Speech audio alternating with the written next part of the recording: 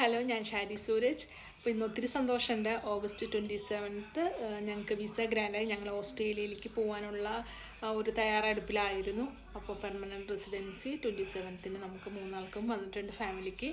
അത് എന്തുകൊണ്ട് ഡിലേ ആയെന്ന് ചോദിച്ചാൽ,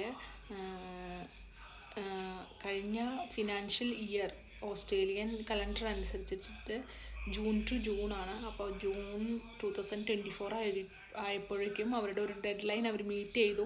പിന്നെ എല്ലാ ഗ്രാൻസും വന്നത് ജൂലൈ 2nd വീക്ക് തൊട്ടാണ്. അപ്പോൾ ഞങ്ങൾ വിചാരിച്ചു ജൂലൈ 2nd വീക്കിൽ വരുന്നു, പക്ഷേ കിട്ടിയില്ല. കാരണം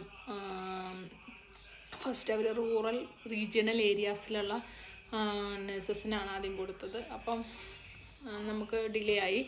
അപ്പോൾ കഴിഞ്ഞ 2 വീക്സായിട്ട് മെട്രോ ഏരിയ എല്ലാം ഗ്രാൻഡ് ആവാൻ തുടങ്ങിയിട്ടുണ്ട്. അപ്പോൾ വളരെ സന്തോഷമുണ്ട്. ഇനി വെയിറ്റ് ചെയ്തിരിക്കുന്ന ഒത്തിരി ഫ്രണ്ട്സ് ഉണ്ട്.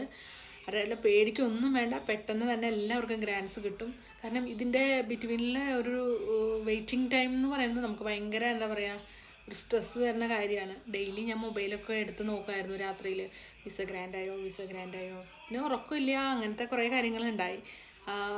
അത് നോർമലാണ്, നമുക്ക് സ്ട്രെസ് ഉണ്ടാവും, കാര്യങ്ങളുണ്ടാവും. പക്ഷേ അതിലും കൂടുതൽ നമ്മളോട് ചോദിക്കുന്ന ആളുകൾ, എന്താ പോയില്ലേ, എപ്പോഴാണ് വന്നേ, എന്തിനാ തിരിച്ചു വന്നത്. ഞങ്ങൾ നാട്ടിലൊന്ന് പോയായിരുന്നു. അപ്പം എല്ലാവരും വിചാരിച്ചു ഞങ്ങൾ നിർത്തി ഓസ്ട്രേലിയയിലേക്ക് അങ്ങ് പോകാമെന്നുള്ള രീതിയിൽ. പക്ഷേ കൈവയ്യാത്ത ഒരു റീസൺ കൊണ്ടാണ് നാട്ടിൽ പോയത്. അത് കഴിഞ്ഞിട്ട് ക്വസ്റ്റ്യൻ, അപ്പം നമുക്ക് ഒത്തിരി സ്ട്രെസ് ഉണ്ട്. അപ്പം നമ്മൾ മറ്റുള്ളവരുടെ അടുത്താണെങ്കിൽ ഇങ്ങനെ, മലയാളികളുടെ ഒരു പ്രത്യേക സ്വഭാവമാണ്, ചോദിച്ച് അവരെ അങ്ങ് ഇറിറ്റേറ്റ്. ആ ഒരു ഇത് നമ്മൾ നിർത്തേണ്ട സമയം കഴിഞ്ഞു. നമ്മളിപ്പോൾ എവിടെ എബ്രോഡ് പോയെന്ന് പറഞ്ഞാൽ, എവിടെ അമേരിക്കയിൽ പോയെന്ന്, വേൾഡിൻ്റെ എവിടെ പോയെന്ന് പറഞ്ഞാലും ഒരു പ്രത്യേക ഒരു സ്വഭാവം ഞാൻ മലയാളികൾക്ക് കണ്ടിട്ടുള്ളതാണ്, മറ്റുള്ളവരുടെ പേഴ്സണൽ കാര്യത്തിൽ നോക്കാന്നുള്ളത്. അത് അത്ര നല്ലൊരു കാര്യമല്ല. പിന്നെ നാട്ടിലാണെങ്കിൽ എല്ലാവരും പറഞ്ഞു, എന്തിനാണ് ഇപ്പോൾ ഇത്ര നല്ല ജോലി ഉപേക്ഷിച്ച് പോകുന്നത്. അതൊക്കെ ഒരു ഡ്രീമാണ്. ആ ഡ്രീം UK എന്ന് പറഞ്ഞാൽ ഞങ്ങൾക്ക് മറക്കാൻ പറ്റാത്തൊരു സ്ഥലമാണ്. ഞങ്ങളെ ലൈഫിൽ നമ്മളെങ്ങനെ ജീവിക്കണം എന്ന് പഠിപ്പിച്ചൊരു രാജ്യമാണ് UK. അതുപോലെ എന്താ പറയുക, ഞങ്ങൾ എൻജോയ് ചെയ്ത ഒരു രാജ്യം വേറെ ഇല്ല. മീൻസ് ഞാൻ സൗദിയിൽ നിന്നിട്ടുണ്ട്, പക്ഷേ ഫാമിലി ലൈഫിന് പറ്റില്ല എന്ന് തന്നെ ഞാൻ പറയും. പക്ഷേ UK ഞങ്ങൾക്ക് സന്തോഷങ്ങൾ മാത്രം തന്നിട്ടുള്ളൂ. അതുപോലെ ഞങ്ങൾ ലൈഫിൽ എൻജോയ് ചെയ്തിട്ടുണ്ട്. ഒരു ബുദ്ധിമുട്ടുകളും ഞങ്ങൾ അനുഭവിച്ചിട്ടില്ല. അവിടെ എല്ലാം നല്ല എന്തോരം എൻജോയ് ചെയ്യാൻ പറ്റണോ അതുപോലെ ഞങ്ങൾ എൻജോയ് ചെയ്തിട്ടുണ്ട്. പക്ഷേ പ്രശ്നം എന്താണെന്ന് ചോദിച്ചിട്ടുണ്ടെങ്കിൽ, ക്ലൈമറ്റിൽ ചെറിയൊരു ഇഷ്യൂ ഉണ്ട്. ഹസ്ബൻഡും കൊച്ചിനൊക്കെ ആണെങ്കിലും ക്ലൈമറ്റ് ടൈമിൽ ഒരു ഇഷ്യൂസ് ഉണ്ട്.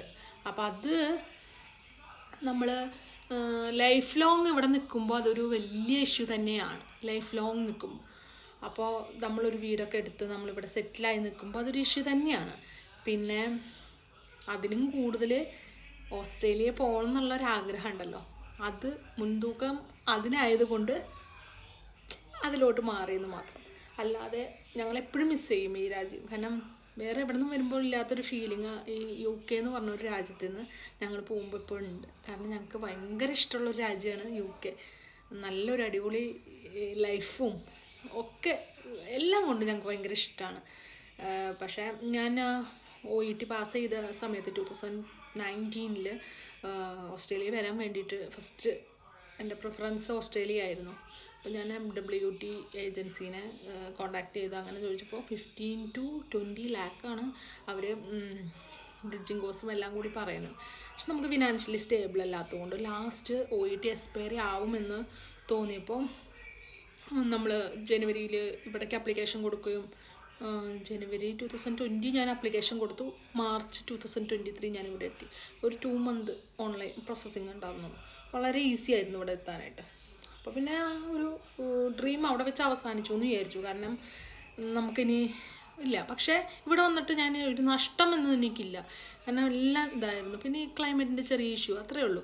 പക്ഷെ എങ്കിലും ഓക്കെ ആയിരുന്നു. പക്ഷെ അപ്പോഴാണ് 2022 ലാസ്റ്റൊക്കെ ആയപ്പോൾ ഞാൻ കേട്ടു ഇങ്ങനെ ന്യൂസിലാൻഡ് പാത്വേ വഴി നമുക്ക് ഓസ്ട്രേലിയയിലെത്താമെന്നുള്ളത്. അപ്പോൾ നമ്മൾ ഒത്തിരി പേര് അതിന് മുന്നേ ചെയ്യാൻ തുടങ്ങി. പക്ഷെ ഞങ്ങൾ ആരും അറിഞ്ഞിട്ടില്ല. അപ്പോൾ എൻ്റെ ഫ്രണ്ട്സൊക്കെ കുറച്ച് പേര് ചെയ്തു, ഓൾമോസ്റ്റ് എല്ലാം ആയിരുന്നു. പക്ഷെ നമ്മൾ ഷെയറിങ് കുറവായിരുന്നു ഇവിടുത്തെ കാര്യങ്ങളിൽ. അപ്പോൾ നമുക്കറിയില്ല എന്താണ് ഈ ന്യൂസിലാൻഡ് പാത്വേ. പിന്നെ അറിഞ്ഞപ്പോൾ നമ്മുടെ ആ പഴയ ഒരു ഡ്രീം ഉണ്ടല്ലോ, അത് പിന്നീടും വന്നു. അപ്പോൾ നമ്മൾ വേഗം 2023 ജനുവരിയിൽ CGF സ്റ്റാർട്ട് ചെയ്തു.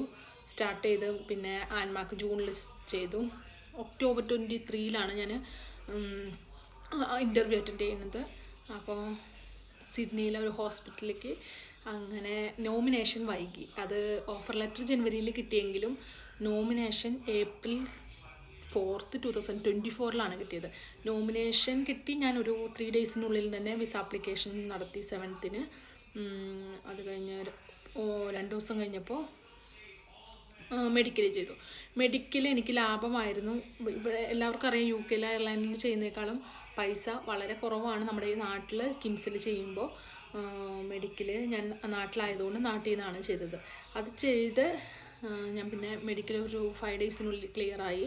അന്ന് തൊട്ടുള്ള വെയിറ്റിംഗ് ആണ്. നോർമലി ഒരു 2 months ആണ് എടുക്കുന്നത്. പക്ഷേ ഫിനാൻഷ്യലി റെൻറ്റിങ് ക്ലോസിങ്ങും അങ്ങനത്തെ കാര്യങ്ങളൊക്കെ ആയതുകൊണ്ട് ഡിലേ ആയി. പിന്നെ വിസ ഗ്രാൻസ് ആവാൻ തുടങ്ങിയത് ഒരു ജൂലൈ 2nd വീക്കോട് കൂടിയാണ്.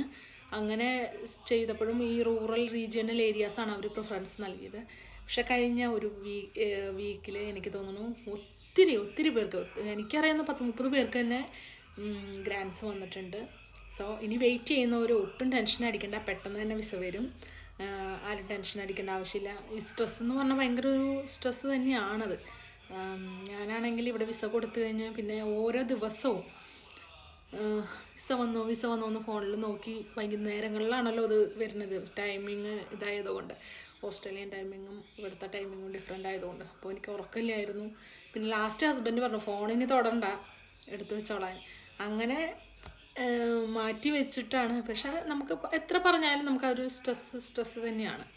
പിന്നെ എല്ലാവരോടും എനിക്ക് പറയാനുള്ളത്, നിങ്ങൾക്ക് ഒരു ഓപ്പർച്യൂണിറ്റി കിട്ടിയാൽ, നിങ്ങൾക്കത് ഇൻട്രസ്റ്റ് ഉണ്ടെങ്കിൽ ഒരിക്കലും എത്ര റിസ്ക് ഉള്ളതാണെങ്കിലും, മീൻസ് എത്ര സിറ്റുവേഷൻ, എല്ലാവരും പറയുന്നത് ആ സിറ്റുവേഷൻ ശരിയല്ല, ഇപ്പോൾ പറ്റില്ല, പിന്നെ നോക്കാം, എല്ലാം നിങ്ങൾ സ്റ്റാർട്ട് ചെയ്യണം. അല്ലെങ്കിൽ നിങ്ങൾ അതിനു വേണ്ടി എന്തെങ്കിലും ഒരു ഇനീഷ്യേഷൻ എടുക്കണം എന്നാണ് ഞാൻ പറയുന്നത്. കാരണം എന്താണെന്ന് വെച്ചാൽ നിങ്ങളുടെ ഡ്രീം കുറച്ച് റിസ്ക് ഒക്കെ ആയിരിക്കും. ചിലപ്പോൾ നമുക്ക് നല്ലതായിരിക്കും, ചിലപ്പോൾ നമുക്ക് ചീത്തയായിരിക്കും. പക്ഷേ നമ്മളെല്ലാവരുടെ ഒപ്പീനിയനും കേൾക്കണം. ഞാൻ പറയും, നമ്മളെല്ലാവരും പറയുന്നത് കേൾക്കണം, എല്ലാം ശരിയാണ്, എല്ലാം കേൾക്കണം. പക്ഷേ ഡിസിഷൻ ഷുഡ് ബി യുവേഴ്സ്. അത് ഞാൻ എപ്പോഴും പറയുന്ന കാര്യമാണ്. ഇന്ന് ഞാൻ എൻ്റെ അറിവ് വെച്ച് തൊട്ട് അങ്ങനെയാണ്. ഞാൻ എല്ലാവരും കേൾക്കും. പക്ഷേ എൻ്റെ ഞാൻ പറയുന്ന കാര്യത്തിലാണെങ്കിലും ചെയ്യുന്ന കാര്യത്തിലാണെങ്കിലും ഇന്ന് വരയ്ക്കും എനിക്ക് അയ്യോ അതങ്ങനെ വേണ്ടായിരുന്നു, അയ്യോ എനിക്ക് അങ്ങനെ ഒരു തോന്നൽ ഒരിക്കലും ജീവിതത്തിൽ വരാൻ പാടില്ല.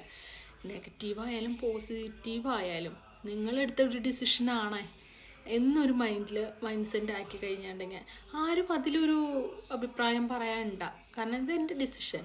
സോ എനിക്ക് പോസിറ്റീവ് വന്നാലും നെഗറ്റീവ് വന്നാലും നമ്മൾ പറയാം എല്ലാവരെയും എഫക്റ്റ് ചെയ്യുന്നു, ഇല്ല. പക്ഷേ നമ്മളെയാണ് ആദ്യം എഫക്റ്റ് ചെയ്യണത്. അപ്പോൾ നമ്മളല്ലേ അതിന് ഡിസിഷൻ എടുക്കേണ്ടത്. അല്ലെങ്കിൽ വേറൊരാൾ പറഞ്ഞു നമ്മൾ ചെയ്തു, അല്ലെങ്കിൽ വേറൊരാൾ അങ്ങനെ പറയുന്നത് ശരിയാ എന്ന് പറഞ്ഞിട്ട് ചെയ്ത ആൾക്കാർക്ക് എന്തെങ്കിലും നെഗറ്റീവ് വന്നാൽ, പോസിറ്റീവ് വന്നാൽ ആരും പറയത്തില്ല, പക്ഷെ നെഗറ്റീവ് വന്നാൽ പറയുന്ന ആൾക്കാരാണ് അവൾ പറഞ്ഞ് ഞാൻ അങ്ങനെ ചെയ്തിട്ട് അങ്ങനെ വന്ന്, എന്തിനാ, അതിൻ്റെ ആവശ്യമില്ല. അപ്പം നിങ്ങളെപ്പോഴും പിന്നെ ഓപ്പർച്യൂണിറ്റി വരുമ്പോൾ നിങ്ങളതിന് ഇനീഷ്യേഷൻ എടുത്ത് അത് ചെയ്യുക. കാരണം എന്ന് വെച്ചിട്ടുണ്ടെങ്കിൽ റിസ്ക് ഇല്ലാത്ത ഒരു ലൈഫും ഇല്ല. അപ്പം എല്ലാ കാര്യത്തിലും നിങ്ങളുടേതായിരിക്കണം ഡിസിഷൻ. അപ്പോൾ ആർക്കെങ്കിലും എന്തെങ്കിലും ആഗ്രഹങ്ങളോ കാര്യങ്ങളൊക്കെ ഉണ്ടെങ്കിൽ നമ്മൾ അതിന് വേണ്ടിയിട്ട്, പിന്നെ ഷോർട്ട് ടൈം ലൈഫാണ്. ഞങ്ങൾ 2 പേരും എന്ന് പറഞ്ഞിട്ടുണ്ടെങ്കിൽ നന്നായി എൻജോയ് ചെയ്ത് ലൈഫ് മുന്നോട്ട് കൊണ്ടുപോകണം എന്ന് വിചാരിക്കുന്ന ആൾക്കാരാണ്. അപ്പം ഷോർട്ട് ടൈം ലൈഫാണ്. അതിലിപ്പോൾ നമുക്ക് ഈ നെഗറ്റീവ്സും എല്ലാം കൂടി എടുത്തിട്ടിട്ട് നമുക്ക് സ്പെൻഡ് ചെയ്യാൻ സമയമില്ല. സോ ഉള്ള സമയം നമുക്കറിയില്ല, ഇന്നുള്ള ഒരു നാളെ ഉണ്ടോയെന്ന് അറിയത്തില്ല. അപ്പോൾ ഉള്ള സമയം ഹാപ്പി ആയിട്ട് ലീവ് ചെയ്യുക. അല്ലാതെ എപ്പോഴും ടെൻഷനും കാര്യങ്ങളും അങ്ങനെയൊന്നും ആയിട്ട് ലൈഫിൽ മുന്നോട്ട് പോകാൻ അങ്ങനെ പോകരുത് ആരും. അങ്ങനെ ഒരു ടെൻഷൻ എടുത്ത് തലയിൽ വെക്കേണ്ട ആവശ്യമില്ല. എല്ലാം പോസിറ്റീവായിട്ട് കാണുക. എന്ത് വന്നാലും നേരിടുക എന്നുള്ളത്. നമുക്ക് തോന്നുകയാണ് നമ്മൾ നേരിടില്ല എന്നത്. അയ്യോ ഞാനത് വന്നാൽ എന്ത് ചെയ്യും, ചുമ്മാതാണ്. നമ്മൾ ഓട്ടോമാറ്റിക്കലി നേരിട്ട് അങ്ങ് പോകും. അതാണ് ലൈഫ്. സോ എല്ലാവർക്കും ഒരു നെക്സ്റ്റ് വീക്കാണെങ്കിൽ എല്ലാവരും വെയിറ്റ് ചെയ്തിരിക്കണം. എല്ലാവർക്കും നല്ലൊരു ബ്ലെസ്സിങ്സ് കിട്ടട്ടെ എന്ന് പ്രാർത്ഥിക്കുകയാണ്. അപ്പോൾ എല്ലാവർക്കും നല്ല വിസ ഗ്രാൻസ് ഒക്കെ വന്ന് അവരുടെ ഡ്രീമൊക്കെ അച്ചീവ് ചെയ്യാൻ പറ്റട്ടെ എന്ന്. ബൈ.